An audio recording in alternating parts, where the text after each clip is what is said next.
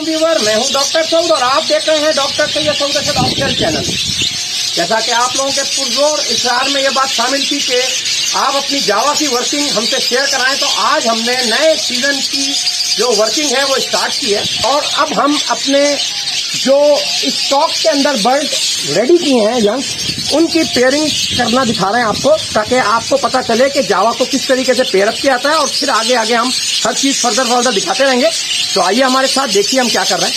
ये देखें कि हमने जो है ना यंगस्टर बर्ड मैच्योर करके यहाँ पर छोड़े हुए हैं मुख्तलिफ म्यूटेशन के, जिसके अंदर जो है ना ये अल्बाइनोज हैं,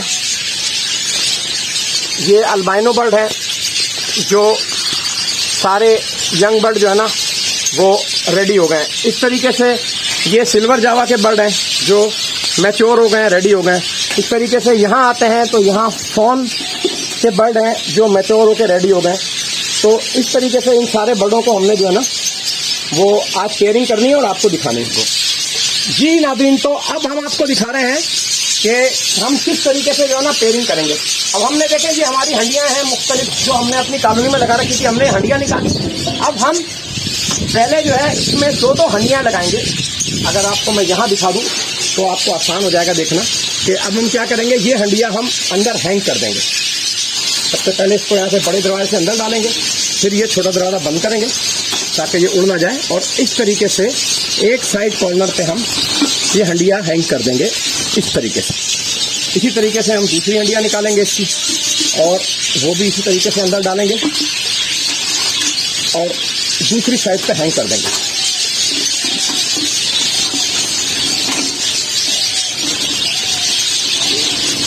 ये हमने दूसरी साइड पर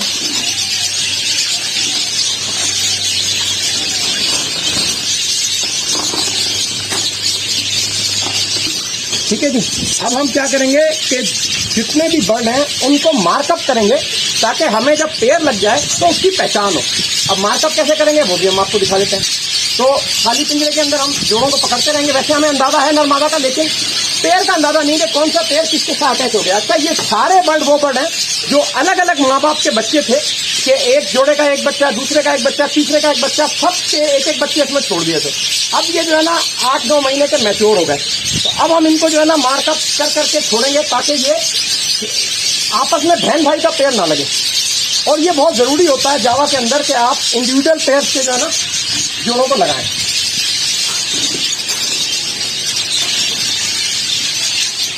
ये ले लीजिए, हमने यहाँ हैंग कर दिया।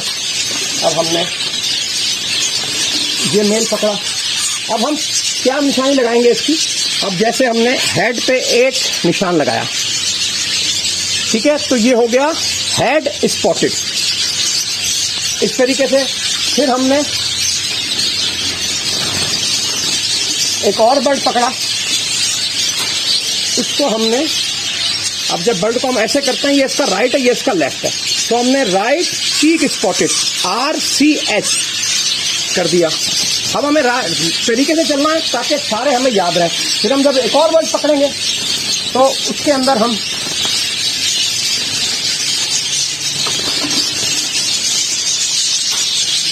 लेफ्ट के ऊपर निशान लगाएंगे और हम वो लिखेंगे लेफ्ट चीक स्पॉटेड। ठीक है जी।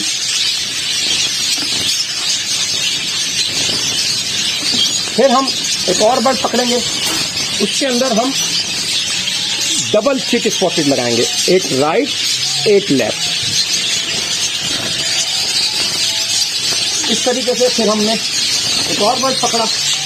अब हम इसको ट्रिपल स्पॉटेड कर देंगे, यानी कि राइट लेफ्ट और हेड। अब हमने एक और बर्ड पकड़ना है। अब 2 हाथ आ गए, चलो दोनों से ये। अब हम इसको डबल स्पॉटेड कर देंगे, ठीक है ना, ये पहचानने में आ जाएगा। और इसको अब हम डबल राइट साइड स्पॉटेड कर देंगे।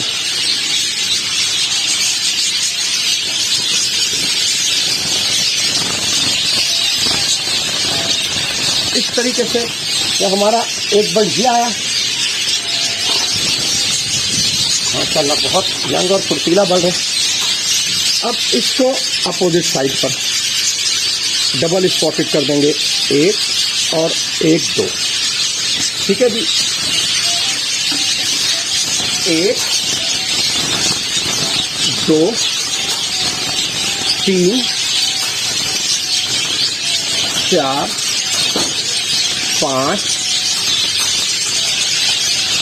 6 7 8।